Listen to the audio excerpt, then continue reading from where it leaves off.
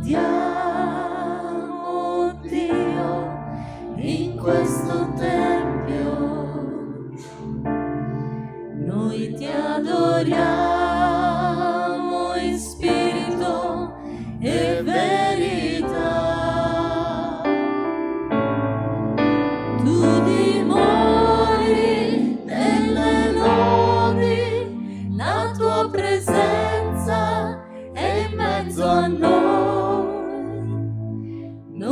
ti adoriamo in spirito e verità.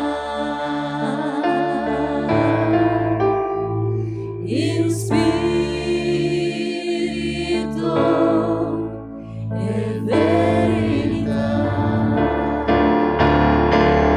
E un nuovo giorno mi restaurò, io restaurata nella luce, il popolo di Dio canta lodi, lodando il Signore con tutto il cuore.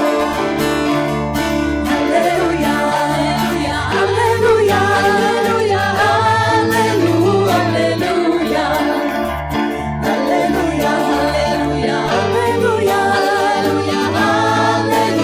alleluia. Canto nuovo canto a Dio, canto nuovo canto al Signore, canto nuovo canto a Dio, canto nuovo canto al Signore. Lui grande, di lode degno è, lui grande, di lode degno è. E un nuovo giorno ti restaurò, sia restaurata nella luce, il popolo di Dio canta lodi, lodando il Signore con tutto il cuore. Alleluia, alleluia, alleluia, alleluia, alleluia, alleluia, alleluia, alleluia. Se lo Spirito di Dio si muove in me, io canto come Davide. Se lo Spirito di Dio si muove in me, io canto come Davide. Io canto, io canto, io canto come Davide. Io canto, io canto, io canto come Davide. Se lo Spirito di Dio si muove in me, io prego come Davide. Se lo Spirito di Dio si muove in me, io prego come Davide. Io prego, io prego, io prego come Davide. Io prego, io prego, io prego come Davide. Se lo Spirito di Dio si muove in me, io lodo come Davide. Se lo Spirito di Dio si muove in me, io lodo come Davide. Io lodo, io lodo, io lodo come Davide. Io lodo, io lodo, io lodo come Davide. Se lo Spirito di Dio si muove in me, io vinco come Davide. Se lo Spirito di Dio si muove in me, io vinco come Davide. Io vinco, io vinco, io vinco come Davide. Io vinco, io vinco, io vinco come Davide. Canto nuovo canto a Dio, canto nuovo canto al Signore, canto nuovo canto a Dio, canto nuovo canto al Signore. Alleluia.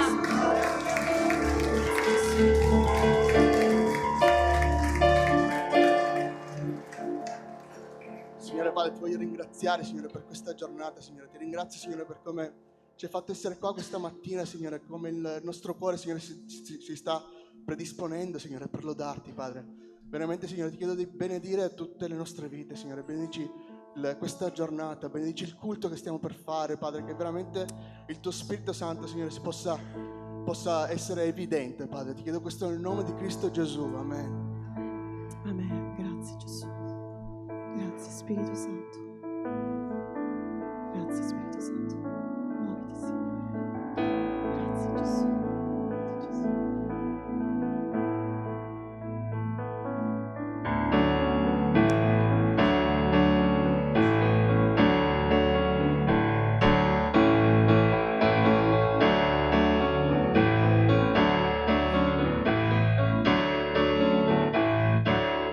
Sono forte se spero nel Signore, se spero nel Signore, se spero nel Signore. Sono forte se spero nel Signore, se spero nel Signore, se spero nel Signore. Oh Dio, regni per sempre. Tu sei il mio liberatore.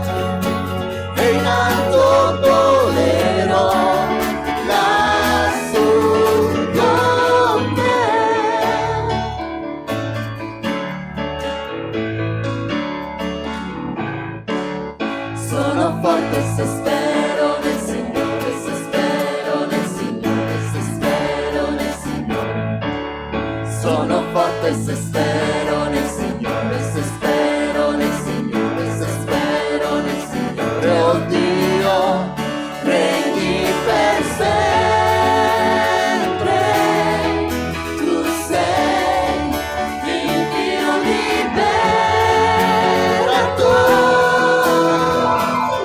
Eterno Dio, eterno amore. Eterno sei Signore.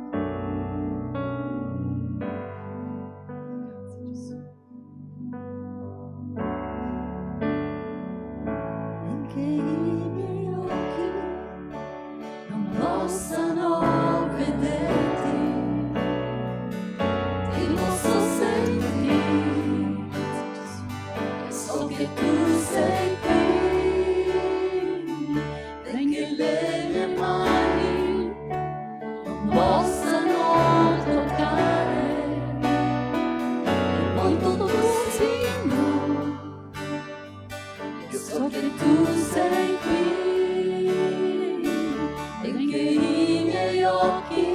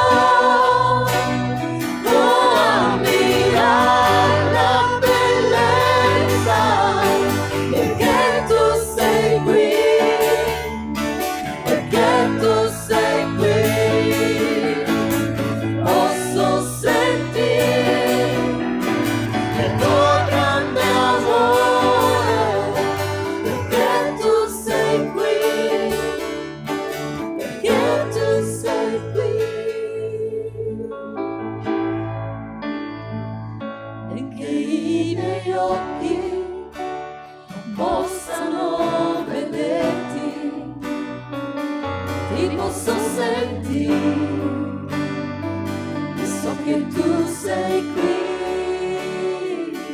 e che le mie mani non possano toccare il volto tuo, Signore, e so che tu sei qui.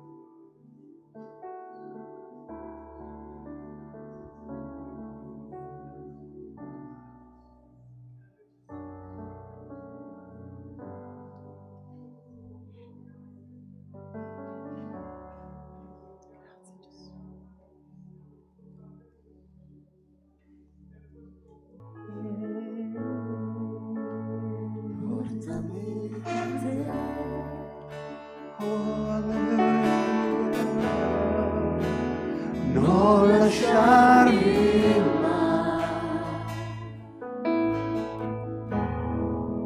per te rinuncio a tutto ormai, amico mio mi chiamerai, tutto sei per me.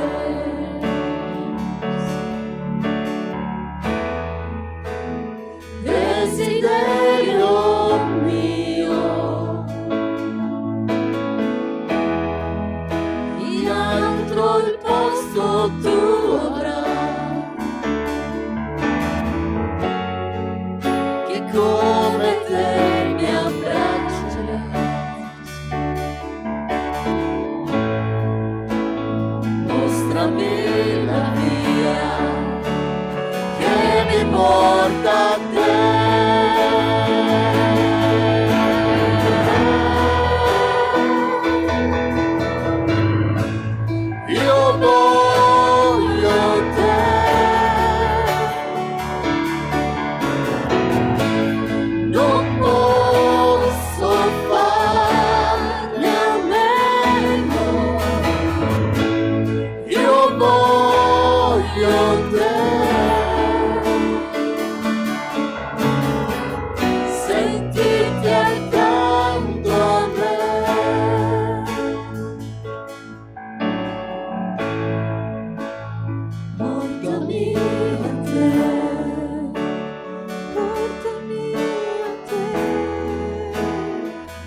Lasciarmi mai, per te rinuncio a tutto ormai,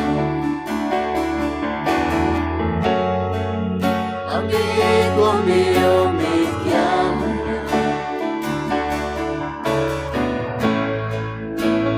Tutto sei per me, tutto sei per me. Desiderio mio, tu sei desiderio mio. Chi altro il posto tuo avrà? Come te mi abbraccerà, mostrami la via che mi porta a te.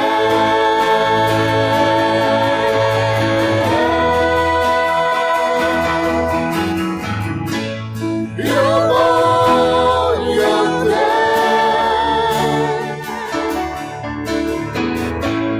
non posso farne a meno.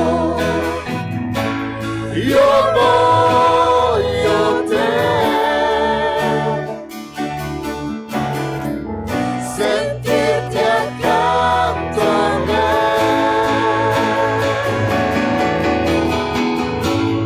Io voglio te,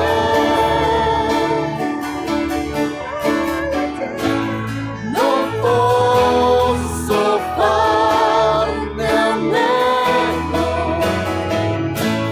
Io voglio te, sentirti accanto a me. Sentirti accanto a me. Sentirti accanto a me.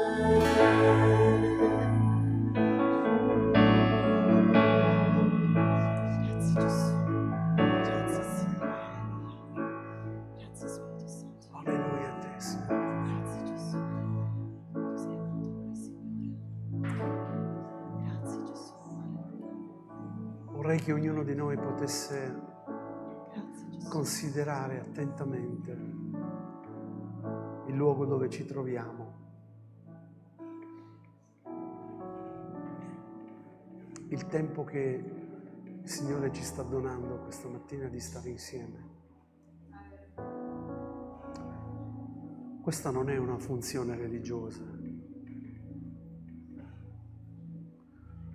Questo è avere un tempo personale, individuale con il Signore.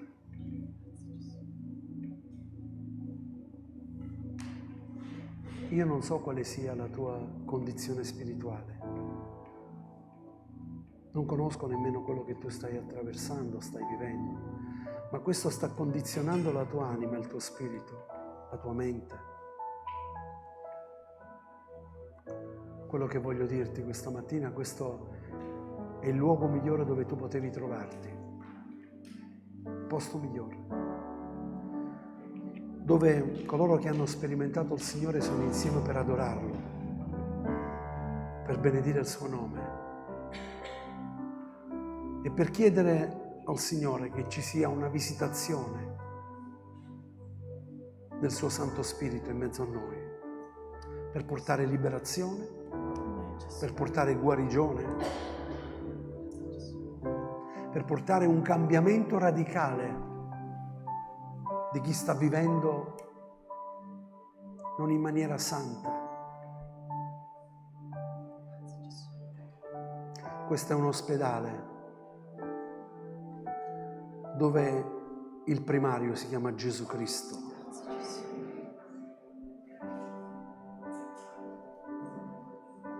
Noi ti diamo gloria, Signore.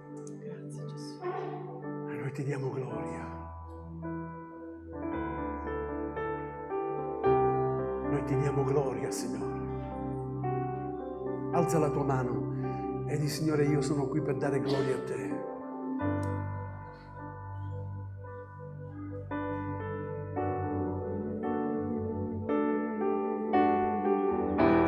Forse quello che è vicino a te non ha la forza di alzare il suo braccio, forse ha bisogno di un tuo aiuto. Prendilo per mano questa mattina. noi ci accostiamo alla Santa Cena e ci ricordiamo della promessa che il Signore ci ha fatto. Fate questo in memoria di me finché io ritorno. La Chiesa è vittoriosa di Gesù. C'è potenza nel nome di Gesù. C'è potenza nel sangue di Gesù.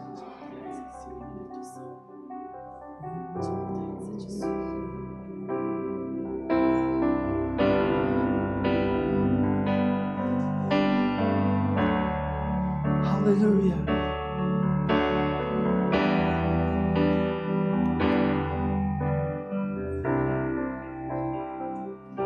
Ai tuoi piedi arde il mio cuore. Se ti senti di inginocchiarti, di sederti, Ti dono ciò che fai come lo Spirito ti guida.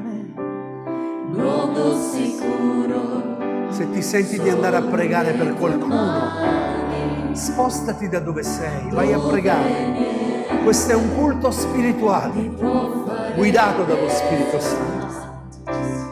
Mi perdonasti, mi accettassi alla tua presenza. Alleluia. Mi rialzasti ed io mi prostro ad adorarti. Non c'è un luogo più alto, più grande, che stare ai piedi tuoi, che stare ai piedi tuoi. Non c'è un luogo più alto, più grande, che stare ai piedi tuoi, che stare ai piedi tuoi. Ai tuoi piedi arde il mio cuore, ai tuoi piedi ti dono ciò che ho. Luogo sicuro sono le tue mani, dove niente mi può fare del male. Mi perdonasti, mi accettassi alla tua presenza, mi rialzasti ed io mi prostro ad adorarti. Non c'è un luogo più alto, più grande, che stare ai piedi tuoi, che stare ai piedi tuoi. Non c'è un luogo più alto, più grande, che stare ai piedi tuoi, che stare ai piedi tuoi. E qui io voglio restare, prostrato ai tuoi piedi. E qui io voglio restare, ai piedi di Cristo.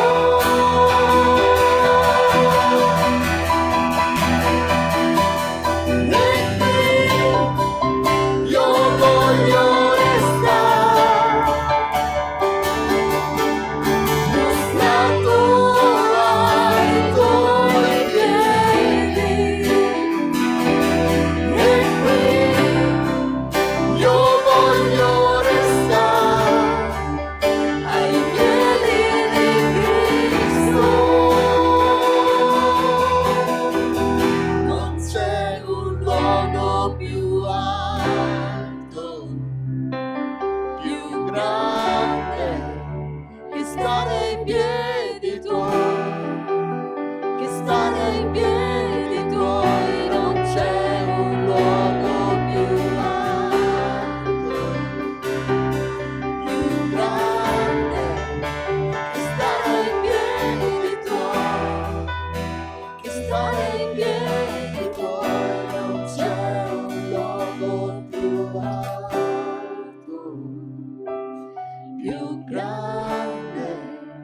che stare ai piedi tuoi, che stare ai piedi tuoi, non c'è un luogo più alto,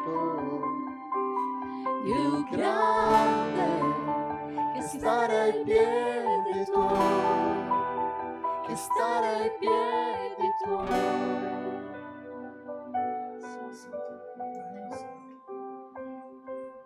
Alleluia a te, Gesù.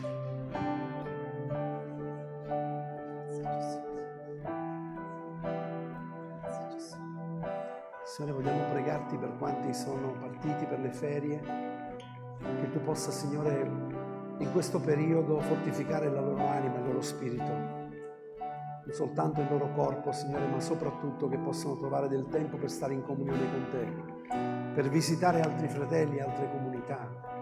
Signore, vogliamo pregarti per quanti sono collegati con noi questa mattina, che tu possa toccare i loro cuori attraverso la tua parola, Signore. E ti chiedo, Signore, che tu possa guidare le mie labbra, il mio cuore, la mia mente, che io possa essere usato da te questa mattina. Te lo chiedo nel nome di Gesù. Amen, gloria a Dio. Accomodatevi, fratelli. Dovete perdonare, perché a volte mi succede che magari qualcuno mi guarda, mi saluta e io magari gli passo davanti e non mi giro neppure, come è successo domenica scorsa. Qualcuno mi ha scritto e ha detto: pastore, ma hai qualcosa con me?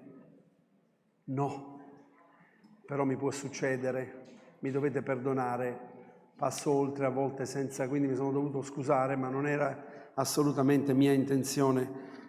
Se io dovessi avere qualcosa con qualcuno, qua dietro non potrei esserci, ma forse nemmeno qua dietro, ma anche in chiesa, perché non abbiate nessun altro debito se non di amarvi l'un l'altro. Quindi assolutamente no. A volte magari c'è bisogno di fare chiarezza, dare una spiegazione su qualche cosa che magari per l'utile, per la crescita della Chiesa.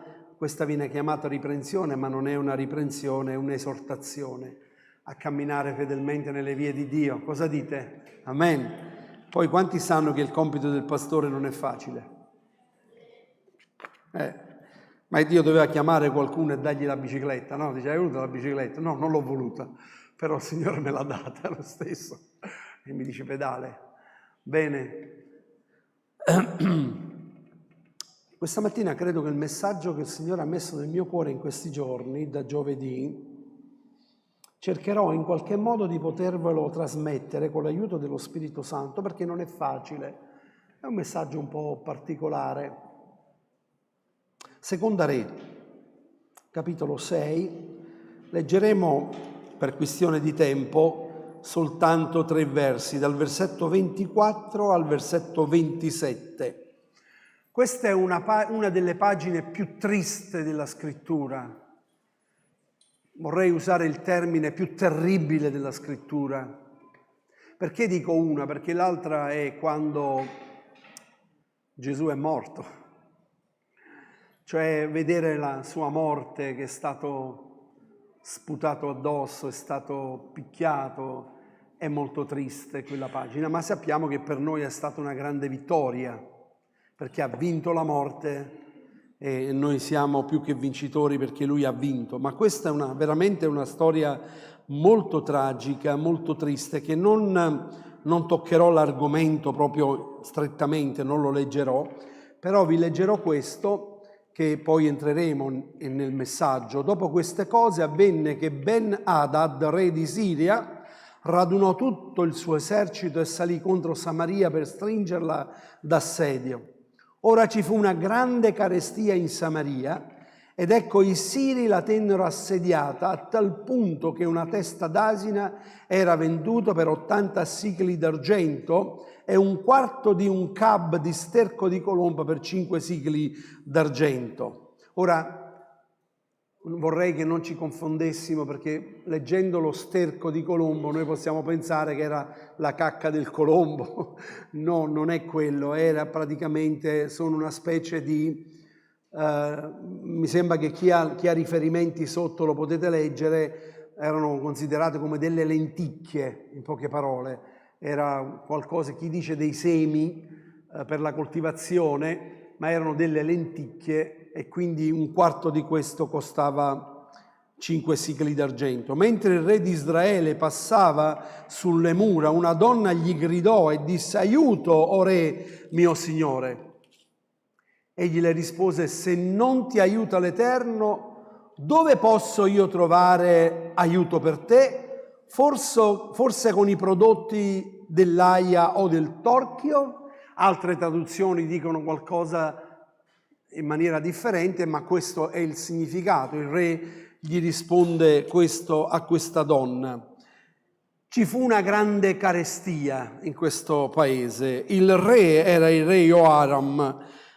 La sua storia viene riportata in Seconda Cronaca, al capitolo 21, di questo re terribile che ne ha fatte di tutti i colori. È stato veramente, come dire, un re cattivo, un re che ha allontanato il popolo di Dio ad adorare il Signore, ad adorare Dio. Quindi le conseguenze di questa carestia era dovuta a una disubbidienza. Purtroppo quando noi disubbidiamo il Signore, paghiamo sempre le conseguenze. Credo che come genitori anche noi, no? O anche come figli, a volte abbiamo disubbidito e abbiamo capito la disubbidienza era meglio poi ascoltare, perché ce lo dicono per il nostro bene. Quando più Dio, che conosce ogni cosa, che vede al di là di quello che vediamo noi. Ci fu una grande carestia in questo paese, che addirittura ci dice che una testa d'asino, che era praticamente la cosa più scarsa che si potesse mangiare, aveva un costo molto eccessivo. E la scrittura ci dice che in realtà tutto quello che loro stavano vivendo, stavano attraversando, poi consideriamo e vediamo che comunque dietro a ogni situazione, evento particolare, c'è sempre la mano di Dio, nulla mai cade a caso. È un insegnamento nella nostra vita. Questa donna, una donna che vede il re passare, gli dice, mentre il re di Israele passava sulle mura, una donna gli gridò e disse: aiuto, re mio signore. E chiese l'aiuto al re, mio signore. Lei era ebrea, il suo signore doveva essere qualcun altro per chiedere aiuto, ma si rivolge al re. E il re gli dà una risposta, e la risposta che il re gli dà è dove io vorrei concentrarmi questa mattina, o meglio lo Spirito Santo ha parlato al mio cuore di continuare a ripetere questa frase, perché questa frase forse tu la stai vivendo, sta succedendo questo nella tua vita, forse l'hai sentito, la stai sentendo, la stai avvertendo, o qualcuno ti ha detto: se non ti aiuta l'Eterno, dove posso io trovare l'aiuto per te? Cioè, se non ti aiuta il Signore, come posso io aiutare te? Hai mai sentito questo nel tuo cuore? Ti è mai successo di vivere un momento difficile e pensare che il Signore in qualche modo ti ha abbandonato, o il Signore non si prende cura di questa situazione che tu stai vivendo? Se non ti aiuta l'Eterno, come posso aiutarti io? È terribile una risposta del genere. Il re non sente nemmeno, o non si fa spiegare nemmeno la situazione da questa donna, che cosa aveva bisogno, e poi, dopo aver dato questa spiegazione, gli dice: che cosa hai bisogno? E poi gli disse: cos'hai? Ella rispose: questa donna mi ha detto: dammi tuo figlio perché lo mangiamo oggi, mio figlio lo mangeremo domani. Ci fu un caso di cannibalismo pazzesco, la carestia. In una situazione così terribile si mangiarono il figlio, cosa in abominio all'Eterno. Ma questo porta alla disubbidienza nella vita anche dei cristiani che hanno conosciuto il Signore ma poi non ubbidiscono e pian piano hanno aperto una porta al diavolo. E il diavolo fa strage, ti porta completamente fuori dalla volontà di Dio.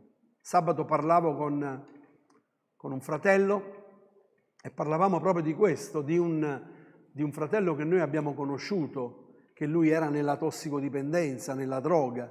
Dio lo ha liberato, ha fatto un'esperienza bellissima con il Signore, aveva scritto anche un libro, addirittura il Signore gli aveva dato un ministero. E poi ha iniziato ad aprire una porta al diavolo. E oggi se lo vedete camminare per strada, io a volte l'ho incontrato qualche volta, veramente ha una trasformazione, un cambiamento terribile nella vita di quest'uomo che ha lasciato la moglie, figli, una roba terribile quello che è avvenuto.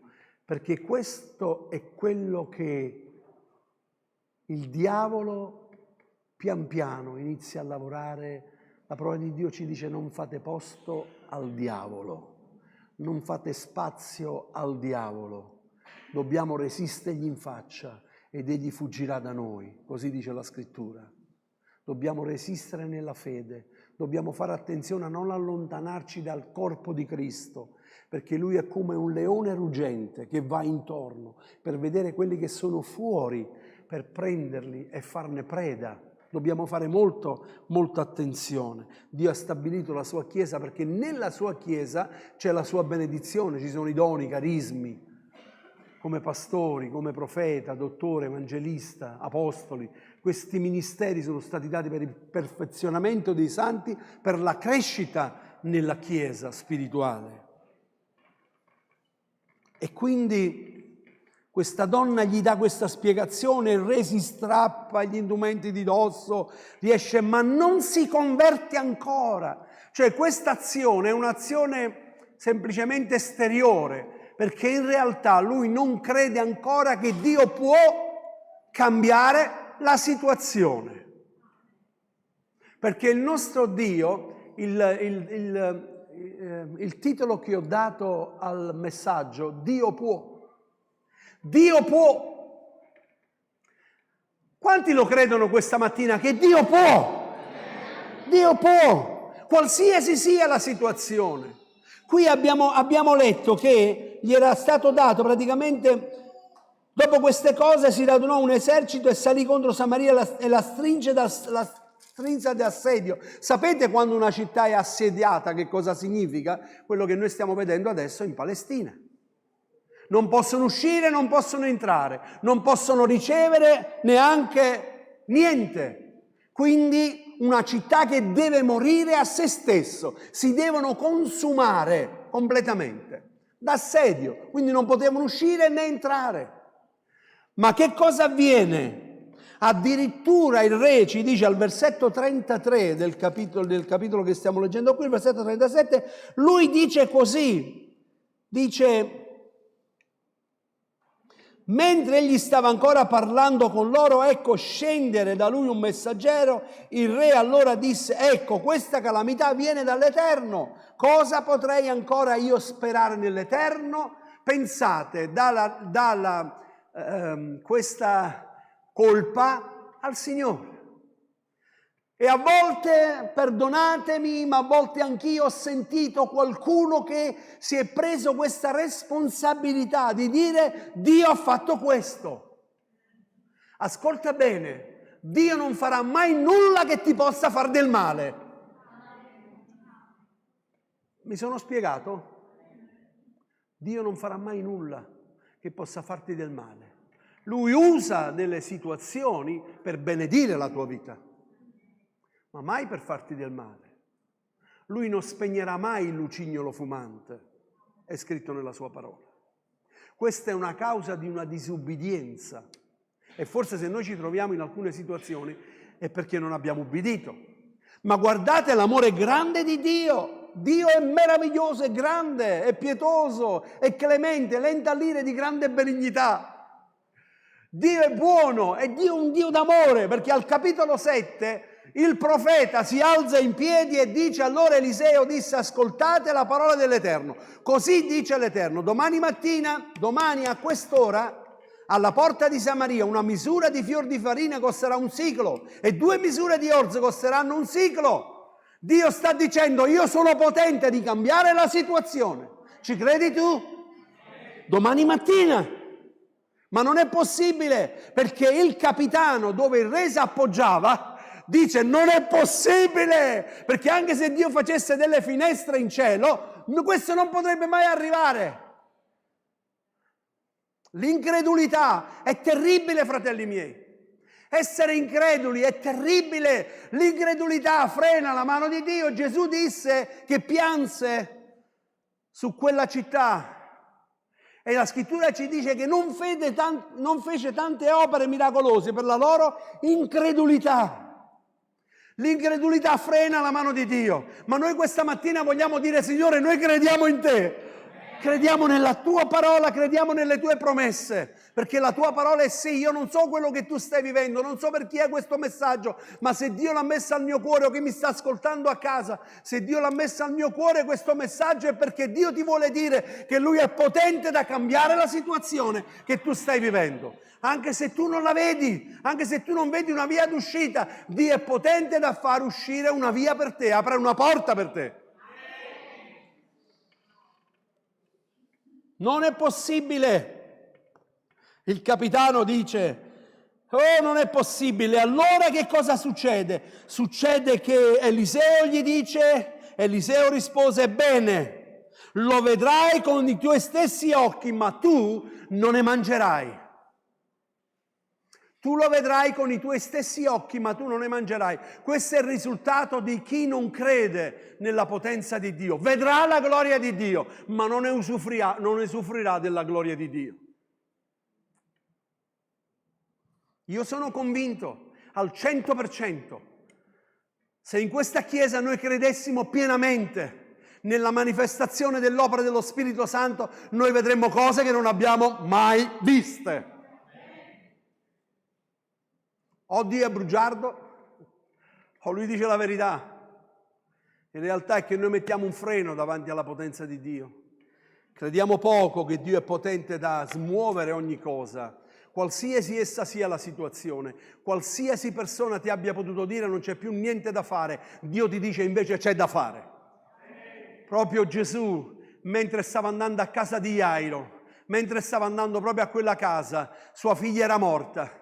E gli vengono a dire: non importunare più il maestro, perché non c'è più niente da fare, è morta. E Gesù gli mette una mano sulla spalla e dice: non temere, solo abbi fede. Questa mattina vogliamo dire: Signore, dacci fede da credere ad ogni tua promessa. Alleluia. Dio si serve di 4 lebbrosi. Solo per questione di tempo non posso leggere tutto, ma leggete il capitolo 7. 4 lebbrosi che a un certo punto dicono: se noi siamo qui moriamo. Non c'è niente da mangiare dentro. Fuori ci sono i siri.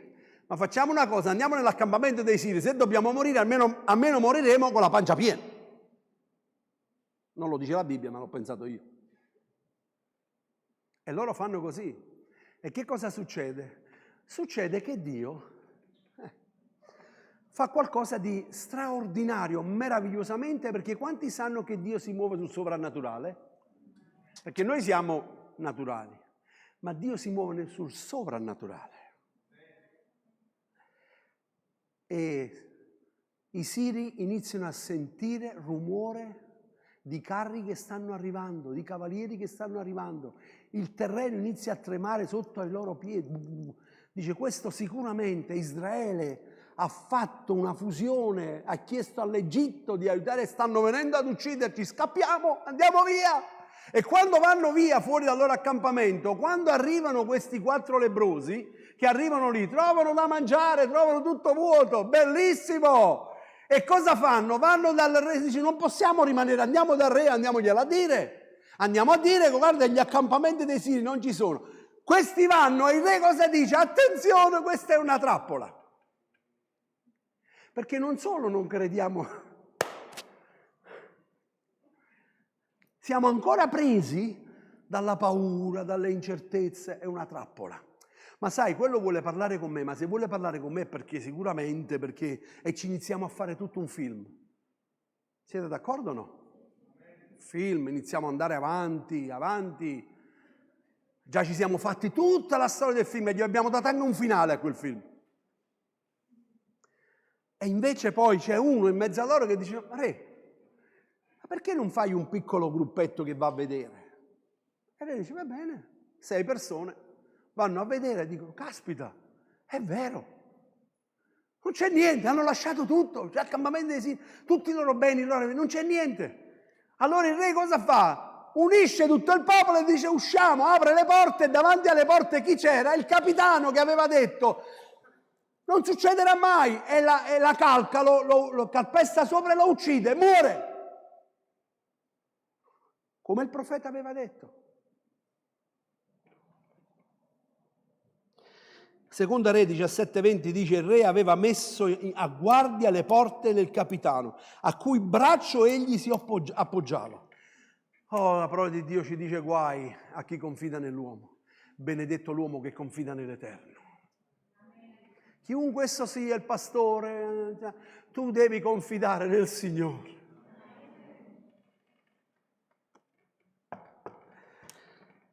Se non ti aiuta l'Eterno, come posso io trovare aiuto per te? Ieri ho sentito una testimonianza bellissima di una famiglia una famiglia che si è trasferita in Inghilterra. Questa famiglia ha un bambino di 6 anni. Questo bambino giocava nel cortile, la mamma guardava dalla finestra. Dopo un po', a un certo punto, non vede più il bambino scompare. Per 2 giorni non si trova questo bambino. E lì dove abitano loro è una zona dove la pedofilia è terribile. Quindi vivono di panica, di palpitazione. A un certo punto arriva una telefonata che questo bambino è a casa di una signora che dista da loro ben 80 chilometri.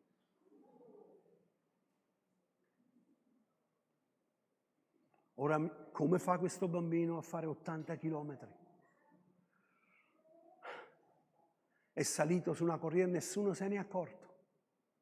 È andato via, ha fatto 80 chilometri. Questa famiglia subito si mette in macchina e va a casa di questa famiglia. Come entra a casa di questa famiglia trova suo figlio che sta mangiando insieme a altri 4 bambini piccolini un po' di pane con la marmellata. E l'abbracciano, stringono a sé tutti quanti, polizia, c'erano tutti là. E a un certo punto il papà gli dice a questa signora: guardi, perché se ne accorge che la casa è un po'... Allora gli dice: vorrei darle tutto quello che ho. Apre il portafoglio e gli dice: ho 300 sterline.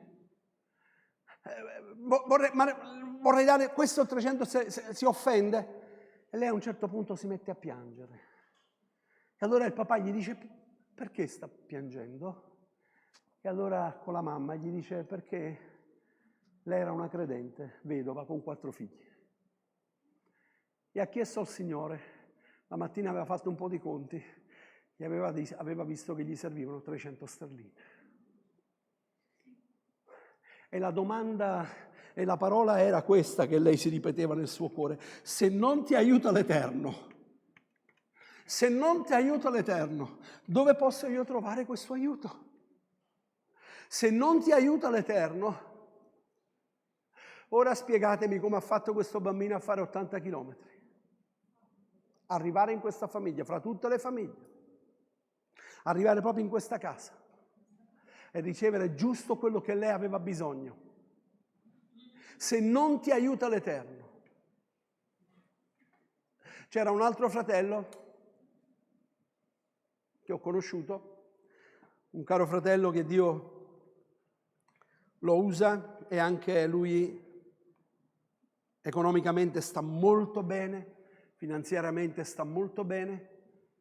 Un giorno lui doveva andare per lavoro in una città e l'aereo in questa città scende, deve fare 2 voli, quindi al primo volo scende e il secondo non riparte più.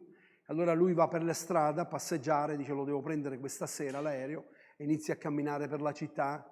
E a un certo punto il Signore gli dice nell'orecchio: sente, entra dentro dal barbiere. E lui gli dice: Signore, io ho la barba fatta. Entro, cosa faccio? Entra. Lui entra, si siede e a un certo punto inizia a sentire, sapete, dai barbieri, dalle parrucchiere, ci sono i discorsi. E questo barbiere inizia a parlare di un locale che era lì vicino, che praticamente sono in pochi, saranno una quindicina di persone. C'è stato un missionario che era arrivato, che ha aperto questo localino di culto, e allora loro lo volevano prendere, ma non ce la fanno a comprare, e addirittura l'affitto facevano fatica, e il pastore, questo missionario, era talmente scoraggiato che a un certo punto la sua domanda era: se non ti aiuta l'Eterno, tu sei venuto qui, io ti ho mandato, ma io dovrei vedere l'approvazione di Dio, dovrei vedere che Dio apre le porte, sta usando. Lui ha aspettato, ma a un certo punto loro hanno detto: ci dispiace che lui vada via però, perché veramente era un servo di Dio, come potremmo fare? E questo fratello gli ha detto: scusate, ma dov'è questo locale? È andato lì e gli ha comprato il locale. Se non ti aiuta l'Eterno, come posso aiutarti io? E certo, forse tu no, ma Dio può. Dio fa uscire l'acqua dalla roccia.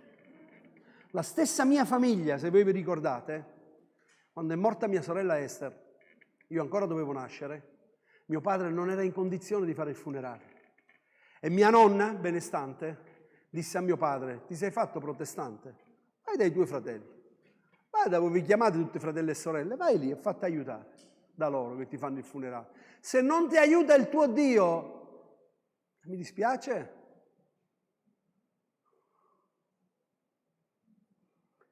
Papà disse che era il più bel funerale che aveva mai visto. Io non so se questa domanda sta venendo al tuo cuore, quello che tu stai vivendo. Non lo so che cosa tu stia vivendo. Non so se magari su quella situazione hai pensato che è volontà di Dio. Attenzione. Fai molta attenzione a dichiarare anticipatamente la volontà di Dio. Davide ha aspettato 3 giorni, è stato lì in preghiera notte e giorno.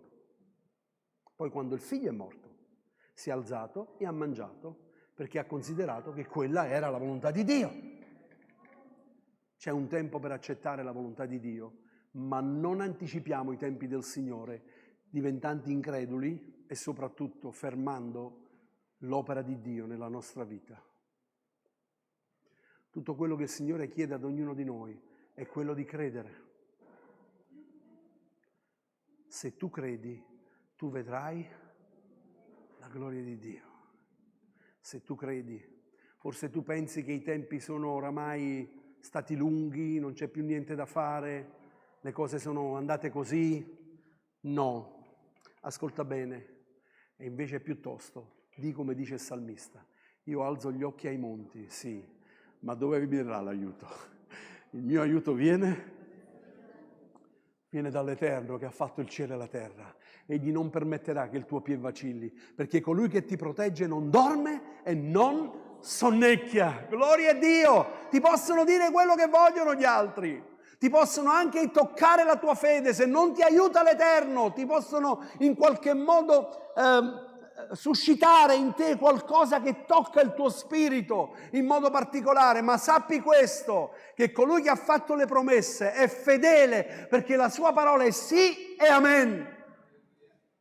È sì, amen. Non cade una parola a vuoto di quello che Dio ha promesso, perché Dio è fedele, Dio può ogni cosa. Se non vogliamo fare la stessa fine del capitano, crediamo nelle promesse del Signore. Perché io non voglio vedere realizzate le promesse ma non viverle. Io voglio vederle e vivere nelle promesse di Dio. Io voglio vedere, fratelli miei, questa chiesa piena di tante anime che lo stanno cercando. Sono 25 anni che abbiamo questa chiesa, chi va, chi viene, chi torna, chi fa, ma io sto pregando affinché il Signore ci dia anime di Marostica, Bassano e tutto d'intorno, perché il bene deve essere per Gesù Cristo. Io lo sto credendo con tutto il mio cuore, ma da solo non ce la posso fare, ma con voi sì. Domenica abbiamo avuto un bellissimo servizio di culto. Sapete perché? Perché ognuno di voi è stato al posto dove Dio lo ha messo e ha fatto quello che Dio l'ha chiamato a fare. Ognuno era al proprio posto, chi ha portato da mangiare, chi ha fatto questo. E io durante il giorno, quando ero a casa, ringraziavo il Signore e ho ringraziato tutti quelli e spero di non aver dimenticato nessuno. E se ho dimenticato qualcuno vi dico perdonatemi, scusatemi. Però la Chiesa del Signore è unita insieme. Vedete la Chiesa degli Atti degli Apostoli, quando è cresciuto all'inizio, stavano insieme, di pari consentimento. Tutto era come una famiglia, tutti insieme, vivevano insieme nell'unità. Si amavano l'un l'altro, si volevano bene. Addirittura spartivano, per chi non aveva le cose glieli dava qualcun altro.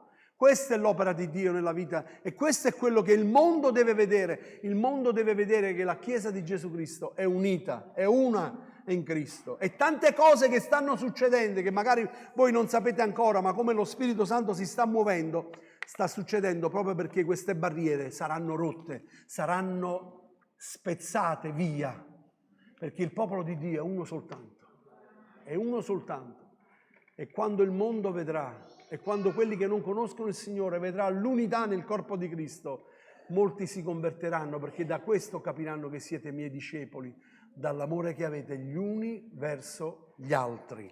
Gloria a Dio, amen. C'era quel padre che disse al Signore: Signore, sovvieni alla mia incredulità. Fu sincero. Forse tu pensi che non ci sia più nulla da fare. Credi tu che Dio in un minuto può cambiare ogni cosa? Credi che Dio può mandare i suoi angeli? Forse devi affrontare una causa. Forse devi affrontare una situazione difficile e hai paura. Perché magari vedi che già è una sconfitta.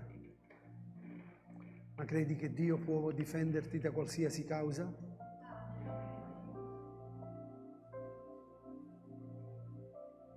Dio come ha fatto camminare quel bambino per 80 chilometri per arrivare a casa di quella signora, tenendo gli occhi su di lui, proteggendolo, facendo sì che nessuno potesse vederlo, prenderlo, ma è arrivato dove doveva arrivare, in quella casa dove c'è stato un pianto interrotto, per comprendere che Dio è fedele. Dio è fedele. Lui sa come muoversi e cosa fare. Resta attaccato al Signore. Tieni i tuoi occhi su di Lui. Fortifica la tua fede e digli in faccia all'avversario: io credo in Dio. Io credo in Dio con tutto il mio cuore. Non importa quello che tu mi stai dicendo, non importa quello che gli altri mi dicono, non importa quello che gli altri mi fanno vedere. Io so che tu puoi tutto e che nulla può impedire il tuo disegno. Grazie Padre, nel nome di Gesù. Amen. Fratelli, buona domenica. Dio ci benedica.